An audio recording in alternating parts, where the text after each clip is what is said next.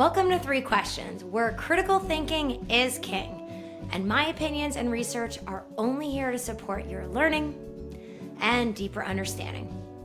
Hey, I'm your host, Meghann, and I'm so honored you clicked on Three Questions today to talk about something I said I wasn't going to talk about. But what do they always say? Never say never. So today, instead of having the same old conversation about weighted vests, we are going to get into it. I'm going to ask you guys 3 questions to help you decide if weighted vests are the right decision for you. So, let me preface this with a saying I like to say a lot. Opinions are like buttholes. We all have them. So, I am going to do my best to not interject my butthole into all 3 of these questions. But I will offer my opinion in a way to explain the research and to have a nuanced conversation. If you have any questions after listening to this podcast, or I say anything or bring research that might be contrary to what you heard someplace else, let me know. Let's talk about it. Let's look at the research and see what it says.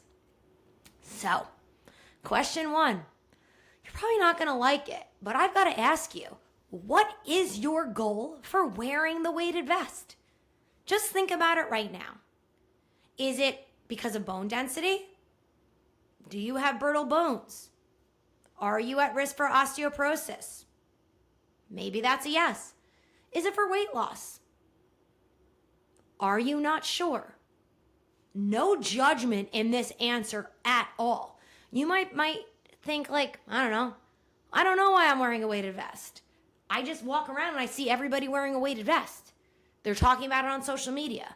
Or my good friend has been walking with a weighted vest and she looks great, she feels great. Any of those above are fine answers. But what I want to talk is, let's talk about each goal. So bone density, number 1. The first thing I want to point out is like, are we all like brittle and falling apart? All of a sudden, all these younger women are concerned about bone density. Now, I'm not saying bone density isn't important, but like maybe we all need to chill a little bit. And again, I don't want to make this just a woman's problem or people who identify as women. I want to bring everybody in this conversation. Now, if bone density is an issue, great. But if bone density is a significant issue for you, whether you're a breast cancer survivor, maybe you are, I don't want to say surviving, thriving, overcoming, maybe dealing with an eating disorder. Maybe you're on medication that makes your bone density worse. This is critical. So you really need to stick to the research. And the research does not support that weighted vests make a significant difference in bone density. Okay? The best way to increase your bone density is to lift weights, do resistance training. Now hear me out. What if you hate resistance training? Well, hold on. I don't want you to feel isolated, like you have to just do that. I'm going to address that more in question 3. Question 1, I want you to identify your goal and to think about if it's really going to reach that. So maybe you're thinking, get to the next goal, Meghann. Bone density isn't actually my goal. I mean, I'm telling everybody it's my goal, but it's not. Maybe your goal is weight loss. Maybe you just had a baby. Maybe your partner just had a baby. Maybe you're going through menopause. Maybe your partner is going through menopause. Weight gain happens throughout a lifetime. Okay? For some good reasons and for some not so good reasons. So if weight loss is your goal, let's talk about how a weighted vest can affect that. So a lot of the research I looked at does not actually support weighted vests for improving weight loss. I did find one study that showed that maintaining the weight loss using a weighted vest for like 6 months helped people not gain the weight back. But one of the studies I was really looking at, guys, hold your breath for a sec. It was wearing a weighted vest for 8 hours a day. Okay, first of all, who wants to wear anything for 8 hours a day? I mean, like, don't your shoes get annoying? Doesn't your bra get annoying? Don't even get me started about underwear. So, like, let's be honest. Who is wearing a weighted vest for 8 hours a day? Get out of here. I don't think that's happening. Now, I had this conversation with my sister. Shout out Kim. You're not going to like what I'm going to say. She decided to go to the gym and she's like, I need to lose some weight. And I'm like, great. And I'm like, well, losing weight is about 90 to 100% what we put in our mouth. And she's like, shut up. And I was like, okay. And she's like, I don't want to change my diet. I told the guy at the gym, I'm not changing my diet and I'm not going to cut out my glass of wine at night. And I was like, well, good luck with that weight loss. And I was being snarky because I'm her younger sister. But I've always admired my sister. No matter her weight, she didn't let it define her. And she looks great, by the way. But I'm like, do you really want to lose weight? She's like, well, I know I want to get healthier. I'm like, okay, well, that's different. So when we're looking at weight loss, I'm not trying to burst people's bubble, but you could technically run an entire marathon and not burn a pound of fat. I mean, when I learned that, I was like, why are we running? Now, you might be thinking, well, Meghann, I run for my mental health and for blah, blah, blah. I ran in my 20s because I did not want to gain weight. I wanted to eat bad. I wanted to drink more than I should have and not gain weight, which was not a great relationship with food or movement. I was not in a great headspace in my 20s because that was my goal, all right? I'm not going to judge myself. So if you really want to lose weight and you want to wear a weighted vest, awesome. But it is a lot easier to not eat 500 calories than it is to burn it. So go back to the marathon. Someone who runs pretty efficiently, it takes 3,500 calories to burn a pound of fat, a caloric deficit. 3,500 calories to burn a pound of fat. We burn about 100 calories per mile. So you can run 26.2 miles and not burn a pound of fat. Okay? So we shouldn't use exercise as a weight loss guide. And if you don't believe me, go watch the Biggest Loser special. You can work out like a crazy person and eat 800 calories a day and exercise and burn 6,000 calories. You will lose weight. But this is opinion, but it is supported with research. You are kind of destroying your body. Your metabolism, our body's only job is to stay alive. And when you're working out that much, your brain doesn't know that we have all this stuff available to us. Okay, food is fuel. So by limiting your fuel and driving that car into a brick wall, you know what's going to happen. But I get it, guys. I mean, who doesn't want all their problems to be solved yesterday? Okay? Sometimes it's like, ugh, I just want to lose 5 pounds like that, like a snap of a finger. All right. But are you willing to do the work it takes to lose that weight? And here is what is going to really piss you off. Whatever you do to lose the weight is what you need to do to maintain it. So if you want to burn 6,000 calories a day, that's what you need to do to maintain that weight. And frankly, I would rather do anything else but work out to burn 6,000 calories a day. I now only run when I'm being chased, and last time I checked, nobody is chasing me. Okay? That's my opinion on running. I do go, shout out to McNulty, one of my friends. Every 2 or 3 years, I'm like, let's go for a run. She runs a lot. And I just will run 2 or 3 miles just to prove I can do it. And then I'm like, I'll see you in 5 years. Which is not healthy, but this is not about me. It's about you. So, weight loss. How is the weighted vest going to help you with your weight loss? Well, maybe that increased load might help you burn a little extra calories. But the people who are telling you to use a weighted vest for bone density and weight loss are also the same doctors and professionals who are telling you your knee pain is because you've gained weight. Okay, so I always say more than one thing can be true, but this is bullshit. So hold on. If I gain 10 pounds, that's what's contributing to my joint pain. But you're telling me if I put a 10-pound weighted vest on, that's not going to contribute to my joint pain? That's going to help me reach all my goals? Guys, think about it logically. Those two things can't be true. So if adding extra weight to your body does damage to your joints and is the reason you have knee pain, foot pain, and back pain, that added weight is not going to improve your bone density and help with weight loss. Make a sense? Now, there's a lot of doctors who are smart who don't think extra weight is contributing to your joints. When your joints hurts, it sometimes has nothing to do with your weight. Instead, it has a lot to do with your proprioception. So, defining your goals is critical with the weighted vest. And if you're like, Meg, I don't know what my goal is, but I really feel good when I wear it. Well, then wear that shit. If it makes you feel good, keep doing it. And after you answer question 2, I think you'll know why. Question 2. How does your body respond to sensory input? What the hell do I mean? Well, go back to episode 2. I feel like it's my favorite episode, and surprisingly not the most listened to episode. I talk a lot about underwear in that episode. But what's sensory input? Okay, it's how your clothes feel against your body, your skin, from a rubbing perspective, a pressure perspective, all the above. How do you feel when you gain weight? How do you feel when you lose weight?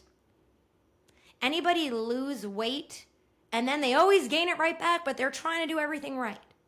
And someone's like, oh, your body has a set point, which is kind of true, but kind of not. Here's the thing nobody likes to talk about. When we gain weight, we are going to feel a different amount of pressure and sensation against our skin, which I call our meat suit. Our skin is what's holding this deck of cards together. So when I'm bloated, when I'm heavier, I feel more pressure against my skin. When I eat too much, I feel too much pressure of my organs against my skin. Or my interoception changes. That's kind of like the sensation within our organs, which a lot of people kind of rely on, which is not always a reliable sensory input. So answering that question is critical. So if the first thing you do when you get home is take off your bra, maybe a weighted vest isn't for you. Let's talk. So a bra, there's a lot of increased sensation kind of right under the breast along that band line. You also have sensations around the arms, okay? Now, what most people, or what I hate about bras, is where it's tight in certain spots and loose in others, okay? So it might be too tight around our ribs, but loose in the actual booble region, okay? So sometimes to get bras that hold up your chest, they have to be tighter around the ribs. Okay, that's not that necessarily comfortable. Now talk about the straps on the arms. Ugh, does anybody have like a shirt or a bra that it like feels like it's pulling you down? So if you see me on YouTube, I'm like slouched, right? It's like the weight of the world is on your shoulders. Where other tops, no problem. Now, our bras and our shirts are going to affect the motor output of our body. So sometimes what actually happens is like, think of all our joints as opportunities for movement. So our shoulder, our neck, our clavicle, our ribs move, our lower back, our hips, our wrist, our fingers. These are all opportunities to move. But when clothes touch and cross over a joint in a sensory input that is too tight, too loose, too scratchy, not scratchy enough, can create a sensory environment that blurs the brain map. So the brain might think that we shouldn't move at that area. So sometimes when I'm wearing too tight of yoga pants, my hip range of motion is actually restricted. I move more from my lumbar spine. Why is that? Because my big old booty, my pants are so tight around my hips and butt, it almost kind of stabilizes that joint. And if it's stabilizing, it's not moving. Okay? So to simplify this even further, your clothes affect your movement. That's why you like certain things and don't like other things. And if you don't believe me, look at how dancers dress. Oh my God, how weird are they? I'm like whispering like they won't hear me. Sorry, dancers, you know you dress weird, right? Like you roll up your tights, you wear your tights outside the leotard, you wear these weird socks, and then you roll things up and tie things around you. You know why you do that? It's giving your brain good sensory information of where you want to move and don't move. All right? I always hated tights as a kid, still do, because they would be tight at the waistband and then looser throughout the rest of my body. My body likes everything to have the same amount of pressure, which is a tough find. It's tough with jeans. But when you find them, you know when it's the right fit. Okay? So, going back to the weighted vest. Do you like extra sensory information around your chest and back? Does it feel like it's pulling you down? Is your neck stiff after you go for a walk with a weighted vest? If it is inhibiting your arm movement and rotation in your spine during your walk, which is why your neck is stiff. You're overmobilizing there, or it's got to do something weird. Okay? And if you still don't believe me, have someone scratch your back. I swear to God, my husband, if I ask him to scratch my back, he's either clawing my skin off or he's touching me like with the tips of his fingers. I'm like, can't we get a medium on that? But think about it. I'm like, Brian, scratch my back. No, not there, to the left. No, to the right, to the left. No, up, down. It's like, I'm not that big. His hand is like the size of my back. How can you not find the spot? It's because it's not Brian. It's my sensory map. There's areas of our body where we're sensory dense. Our cervical spine, our SI joints, that's where our sacrum meets our pelvis around the back. The bottom of our feet, our hands, our tongue. And if you want to see where we're really sensory dense, Google the picture of the sensory homunculus. Don't ask me to spell it. Homunculus. Homunculus. There you go. Good try. Google it. And you'll see it's like a picture of a person, but they've got giant lips, tongue, giant genitals, which is another reason why I sometimes accuse testicles, hands, feet. That's where we're really sensory dense. We are not sensory dense on our back, which means our brain can't really differentiate between 2 points. There's spots on our body, I've got my fingers really close, you two people can see, where we can differentiate 2 points, which would mean if I touched you with 2 fingers that close, you should be able to feel the 2 fingers. Then there's spots on our body, especially after an injury, where I could put 2 fingers like a foot apart and a client will still say it's 1 finger touching them. That's what's called 2-point differentiation. So let's be honest. Do we really think putting this little weighted vest over our chest and on our back is really changing our proprioception in a positive way?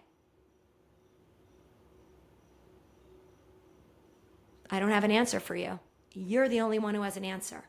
Because some of you, that weighted vest might help your brain map out your shoulder girdle in a way that movement feels easy. Or that weighted vest could make you go from a beautiful mover to be like, oh my God, I feel like a robot, I can't move. And that is because you have changed the sensory environment. Total sidebar is we use weighted vests a lot, and we've used weighted vests for a long time for people with neurological conditions. Why? Because wearing a weighted vest, and the best ones, guys, are not just along the chest and stop above your belly button. They go all the way down to the hips. And how we use weighted vests for neuro clients is there are these little slots where you put weights in.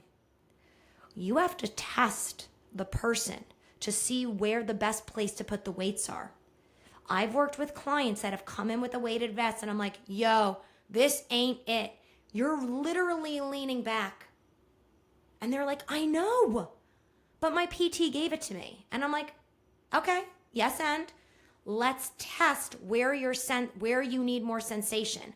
A lot of people think if they put the weight on their back, it's going to fix their posture. God, I wish it was that easy.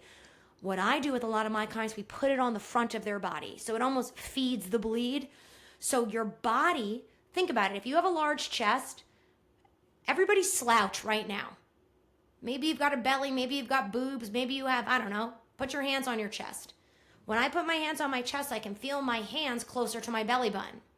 So if I put the weights on my chest, if those weights go forward, it's going to trigger a response in my brain to fix my posture. If I have the weights lower on my belly, my body is it's almost like my boobs are gonna get stuck on the weights. It's not gonna feel good. That's gonna trigger a response in my brain to increase the postural tone in my lumbar spine. Okay? But what people tend to think is if they put the weights in their back, oh, that's just gonna keep me upright. That's often going to have your brain pull you forward more because your brain thinks you're falling backwards. It's feeling increased load in your back. That's going to trigger your brain to bring you more forward into, air quotes, bad posture. So what I want you to take away from this, sensory is individual. We all have our own sensory things. As I get older, I feel like I understand my sensory preferences. I have come to realize I have a lot of sensory issues. Now, if I would have known that as a kid, maybe it would have helped me. But as one of my best friends said, hey, if you didn't struggle, you would have been an ASS, which I love her. She's right. So our sensory issues kind of determine how we move, who we are. So we can't fight it. We can't hate them. Okay? We just have to figure out a way to help. I literally told a therapist once that, I think my clothes affect my mood. Literally, when I wear yoga pants that are tight and that come above my belly button, I feel like I can't concentrate. Okay, this was 15 years ago, before I understood my sensory preferences. You know what she told me? So stop wearing them. Get rid of them. So I gave them away to students and clients. Some of them were brand new. But it was the best thing I did because, oh my God, I was not able to move and concentrate in a way I felt great because of that. And if you want to learn more about or think more about sensory stuff, go back to episode 2 where I talk about sensory input. And I think I have found the gold star of underwear, my friends. If you're interested, send me a DM, comment on Instagram. I will let you know the brand. They're completely smooth, but they stay up. You do have to I don't put them in the dryer, so it is a bit annoying. So I have to put all these underwear in one bin and wash them separately so they don't get in the dryer. But I think the juice is worth the squeeze. I'm not even going to say the brand yet because I want to give it a full 3 months before I share anything with you guys, because what I don't want to do is tell you guys to get something and it's utter shit. Okay, that's kind of why I don't promote products. All right. So to review. What's your goal about a weighted vest? Is it bone density? And if you're having a bone density issue, I recommend that you do the things that have the most research to support them. If you hate those things, I'm giving you permission, but you don't need permission to do other things. But recognize it will not have as big of effect on your bone density as as weight training. Okay? Number 2, if weight loss is your goal, I want you to think about, what are your eating habits? What are you doing to your body? Are you respecting what your body needs? Are you over-exercising? Is this weighted vest going to add to that or create more stress? And coupled with weight loss goes the sensory. Some people's brain and body feels more safer when they have extra weight on them. I see this with a lot of people with EDS and hypermobility. I often see 2 body types, and I am totally generalizing, so just chill and let me finish my sentence before you yell at me. I see people who are very significantly overweight, people who have actually had surgeries, gastric bypass, gone on the medication, and it didn't help. Why? Because it wasn't that they were weak. It wasn't that they were overeating and had no self-control. It was they don't respond to a stretch reflex in the stomach the way other people do. Their brain might feel safer with extra weight because they can sense where they are in space. Then there's other people who have to be very light, and gaining 5 pounds can have such a sensory effect on their body. So if your joints don't hurt when you gain weight, keep in mind, you might not be happy with your weight gain, but if your joints don't hurt when you gain weight, if you find you always end at this certain weight, Maybe a weighted vest, increasing the weight, would help your proprioception and not create more problems. But if you're someone who gains 5 pounds and does not feel great, joints feel like shit, brain feels like shit, all the above, adding a weighted vest is not going to help your issues. Remember, if adding weight is what's causing joint problems and health problems, adding weight is not going to fix your joint problems and your weight problems. Okay? Figure out which part of that spectrum you're on and then give it a try. And if it doesn't work, abort that shit quick. Cool? Last but not least about sensory, recognize that the area that we're wearing the weighted vest is not sensory dense. Again, somebody actually asked me if it's affecting the cranial nerves, but the cranial nerve, the accessory nerve that kind of works with posture and spine, is a motor nerve. So a weighted vest, it's not a sensory nerve. So changing the sensory environment is not going to change the motor output if it's not a sensory nerve, it's a motor nerve. But the weighted vest might help your jaw stabilize more, your tongue move more, your eyes move better. So yes, it could affect your cranial nerves in a positive way if the weighted vest gives you good sensory input. Okay? Think about it. I'm not giving you answers. I'm asking you questions. And question 3. This one's kind of a short one because it's really going to sum up the other 2. I don't like this question because I feel like it's resonating with other things in my life. So I'm going to ask it and then I'm going to let it sit. Are we chasing a shortcut because we don't like the alternatives? Or are we chasing something new because the shit that we were doing didn't work? I'm going to say it again. Are we chasing a shortcut because we don't like the alternatives or we don't want to do the alternatives? Let's break that question down first. Do we think this weighted vest is going to fix all our problems, increase our bone density, help us with weight loss, deal with the things going on with menopause? The bad news is, guys, step 1 is the hardest, is making the lifestyle changes. I think that all boils down to be honest about your goal. Now, the weighted vest could help with menopause things. Proprioception changes drastically during menopause. The changes in estrogen and progesterone change how our skin feels, how our muscles feel, our joints feel. So the weighted vest could be a positive thing for your proprioception. But are you wearing it long enough for the day for it actually to integrate? Dare I say, if that's the case, if it feels good for you, I would wear the weighted vest when you're doing your Pilates, when you're doing your weight training, not just when you're walking, okay? But keep in mind, it's not the added weight. It's the sensory input to help your brain know where your body is in space. And it might help you isolate your arms because you can move your arms without moving the vest, okay? So some food for thought. But my real question is, are you not doing the small things that are actually going to get you to the goal? The small things that we don't want to do? Like for me, cooking. I have celiac. When I cook for myself, I feel like 1,000 times better. But I hate to cook.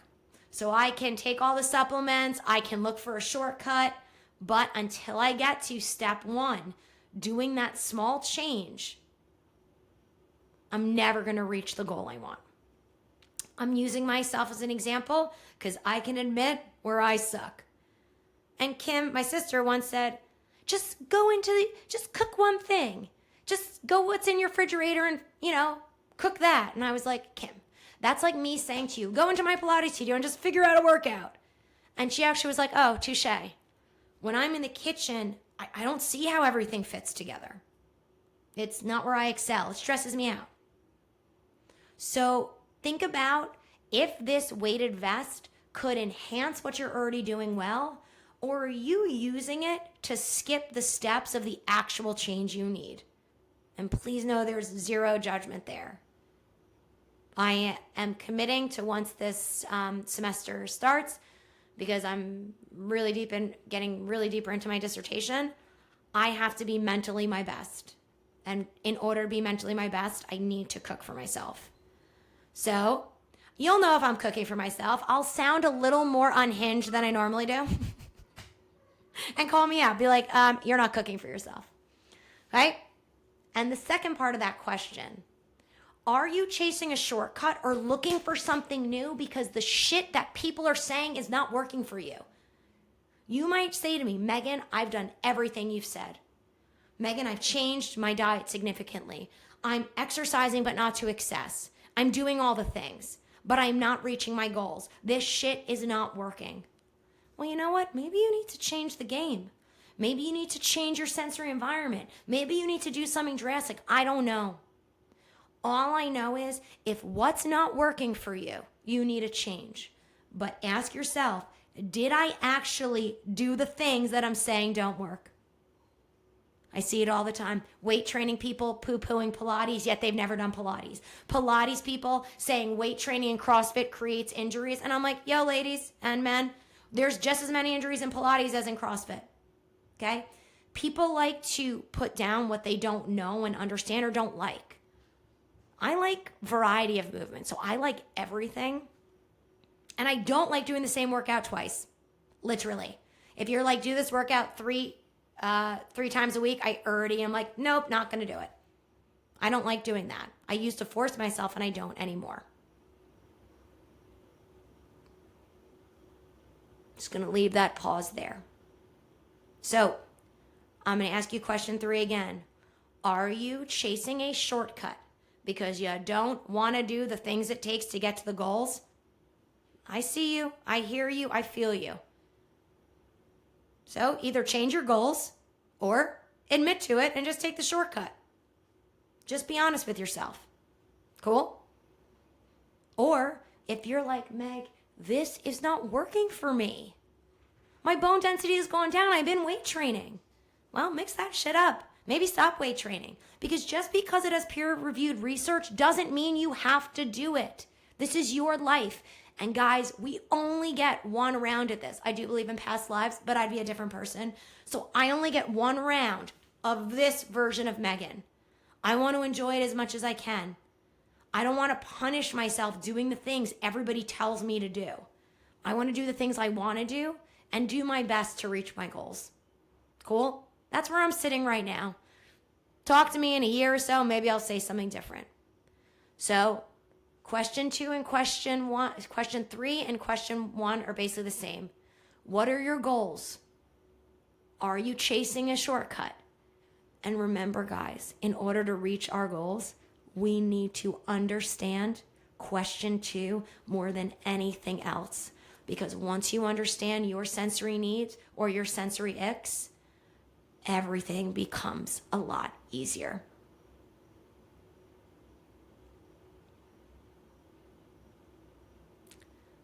I hope that resonated. I hope if you love your weighted vest, you rock that weighted vest around the block. And if people say it doesn't do anything, you tell them it does. And if you hate your weighted vest, get rid of that shit. Maybe lay it over you like a weighted blanket. Use it differently. Give it to someone who likes it. You don't have to use it. It is not this secret to success that's like the newest thing. Something I've learned in my 43 years of life and 24 years of being a movement professional is there are no shortcuts.